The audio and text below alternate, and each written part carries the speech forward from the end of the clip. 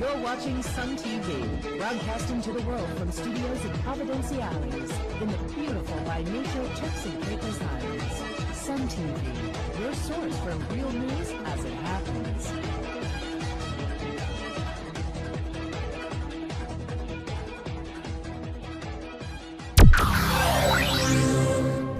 In our headlines today, the Community College Foundation has been revived and is looking to raise funds to help students with scholarships. And the Cancer Society gets a $25,000 donation from the In the Pink fundraising event.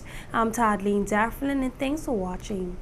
At a time when the Turks and Caicos Islands government is strapped for cash and is unable to provide scholarships for many deserving students, the Turks and Caicos Islands Community College Foundation is coming to the rescue.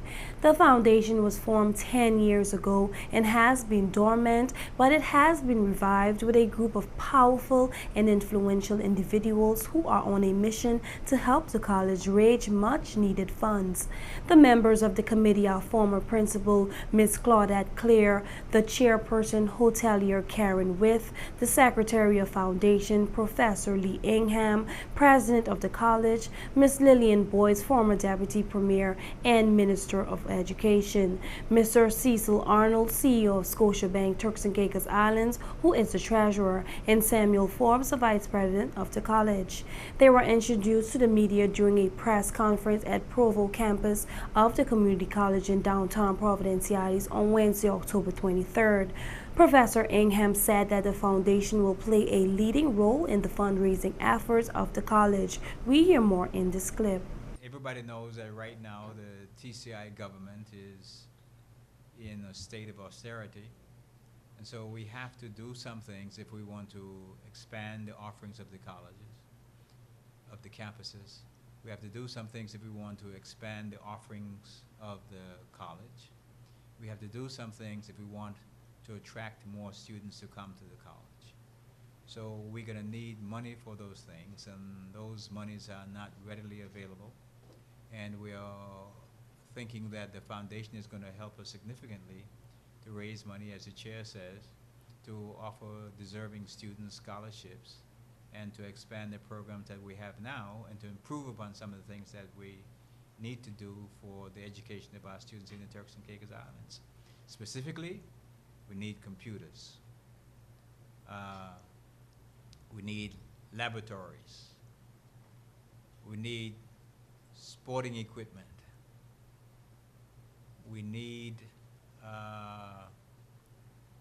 infrastructure. Those are the things that we need specifically that I can tell you about, but those are the things that we're going to need money to improve upon, to expand. And so the foundation is going to help us in those areas, not in all the areas, but in some areas where they can. Because inch by inch, row by row, we're going to do something to help this college to grow. And we're looking for support from the community, from businesses, and from individuals as well. And the event that we're trying to have on the 8th of November is going to steer us in that direction. Vice President of the Community College, Mr. Samuel Forbes, told the media that the foundation will be having a gala event at the Regent Palms on November 8th, at which they expect to raise $20,000. Mr. Forbes also went into some details about the role and function of the foundation. It's a gala event that's going to take place on the 8th of November at the Regent Palms Hotel. The tickets are going for $100, and when we speak of $100, we are speaking of the quality of service and entertainment and so on and so forth that make up a part of the event. I would like to piggyback on what the president has said, and I want you to know that the foundation has been mandated through the ordinance, and makes it an integral part of the college, the life of the college. And also speak to the partnership and the responsibilities of the entire Turks and Caicos Islands with respect to maintaining the sustaining of the community college. Every single individual has a part to play, and the foundation is a major entity that assists in the raising funds, and secondly, the sustaining of the college.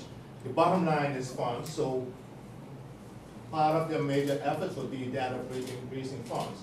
But to maintain the linkages between the college and the community will be a major part of the foundation's activities. That is with respect to publicizing the institution, bringing the college to the community per se. We realize that we are strained with respect to finances, so I'm more than happy to speak to and be a part of the foundation that plays its role and publicizing and marketing and making the institution recognized for what it is and for what it can be. So I'm more than happy to be a part of this group that has been mandated by the ordinance.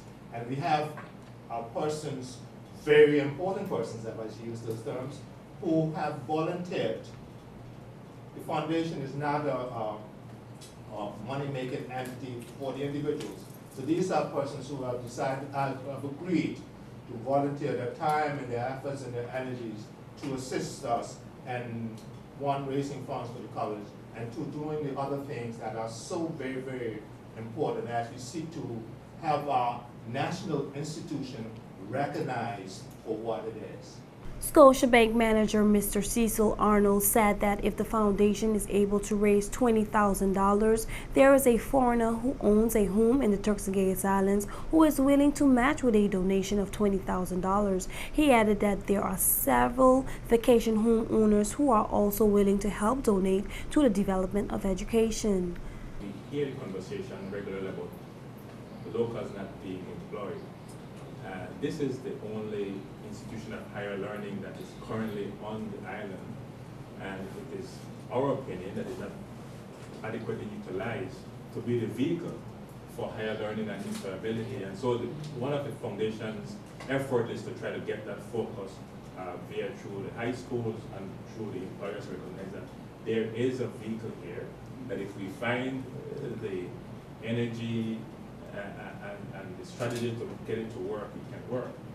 As it relates to this current fundraiser, we have found the benefactor who is prepared to match up to $20,000. If we raise $20,000 net, that person will match us with $20,000. So this is a very important first event for us, and we're asking for support because we have to have a net of $20,000 US. That person will match that $20,000 US for us. So this is a very important first event, and so we want to encourage people to be a part. I think this is Turks and Caicos, this is your college, and I think it has to be given attention by all, politicians, business people, high school principals, and everybody, because this is ours that we have, and it is here. We can make it work. To stay.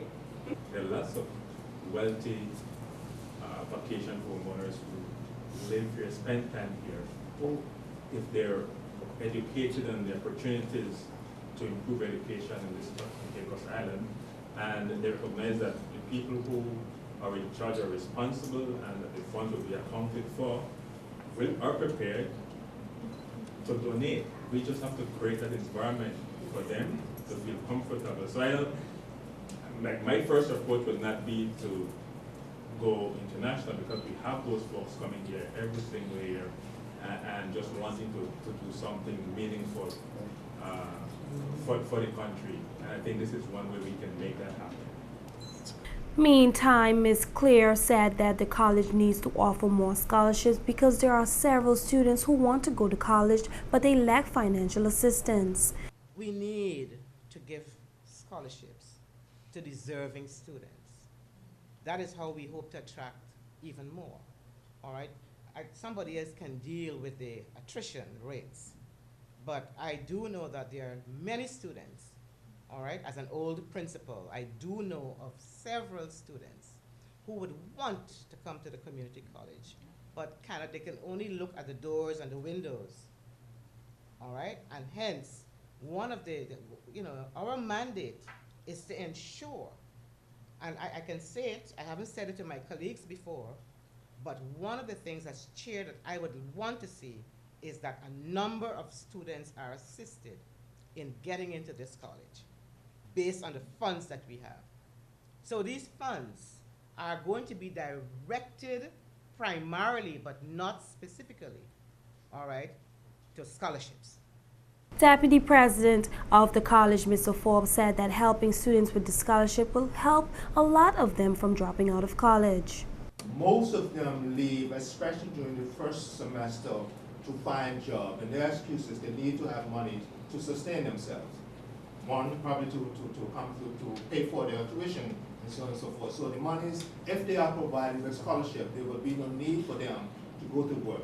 And I'm glad, I'm speaking also to the makeup of the foundation, where persons in the foundation can play an active role in letting the other organizations, the resorts, and those persons who hire our students, let them know that it will be best for them to come through the college first before they are employed, because the kind of skills and the kind of foundation that they will get at the college will augur well for them on the job. So I think going forward, it will be a good thing. I think the foundation is going to put measures in place to help the organizations to prevent them from hiring individuals who would not have gone to the college when they could come to college. And that is so intricately related in that if the funds are available through entities such as this, there will be no need for them to go seek employment and therefore drop out, especially during the first semester. This is Sun TV, real news as it happens. We'll be right back. Life moves fast. It's extraordinary what you can see when you take a second look. Capture the extraordinary around you with Digicel's 4G mobile internet. Share the moment instantly with our superfast speeds on your mobile device. The internet as it was meant to be. Only with Digicel 4G. Digicel. Be extraordinary.